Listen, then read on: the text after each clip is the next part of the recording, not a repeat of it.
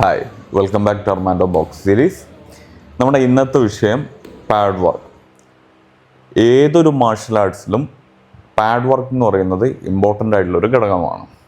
Pad വർക്കിനെ തന്നെ നമുക്ക് മിറ്റ് വർക്ക് എന്നും പറയാം. ഇത് രണ്ടും ഒന്നാണ്. എന്തിന് പാഡ് വർക്ക് ചെയ്യുന്നു?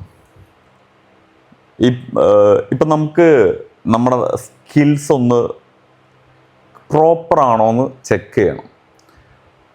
നമ്മൾ ഷാഡോ ബോക്സിങ് ചെയ്യുന്നുണ്ടാവും, അതേപോലെ തന്നെ ബാഗിൽ പഞ്ച് ചെയ്യുന്നുണ്ടാവും. എന്നാൽ ഇതെല്ലാം നമ്മളൊരു ഒപ്പണൻ്റ് ആയിട്ട് സങ്കല്പിച്ച് ചെയ്യാണ്. എന്നാൽ അതൊരു ഒപ്പണൻറ്റിൻ്റെ മൂവ്മെൻറ്റിനോടോ അല്ലെങ്കിൽ ഒരു ഒപ്പോണൻറ്റിൻ്റെ ബോഡി പൊസിഷനോടോ കറക്റ്റായിട്ട് അവിടെ എത്തുന്നൊന്നുമില്ല. നമ്മുടെ ഒരു ചിന്താഗതിയിൽ നമ്മൾ ഓരോ ഫുഡ് വർക്കെല്ലാം ചെയ്തിട്ടാണ് ബാഗിൽ നമ്മൾ പഞ്ച് ചെയ്യുന്നത്. എന്നാൽ ഇത് നേരെ മിറ്റ് വർക്കിലേക്ക് വരുന്ന സമയത്ത് അങ്ങനെയല്ല.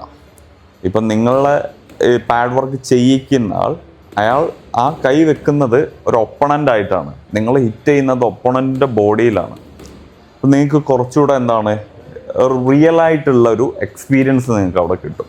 നിങ്ങൾ ഇനി റിങ്ങിൽ ഇറങ്ങുകയാണ് അല്ലെങ്കിൽ ഒരു സ്പാരിങ് സെക്ഷനിൽ ഇറങ്ങുന്ന സമയത്ത് നിങ്ങളുടെ സ്കിൽ അതിനെ ബൂസ്റ്റ് ചെയ്യും.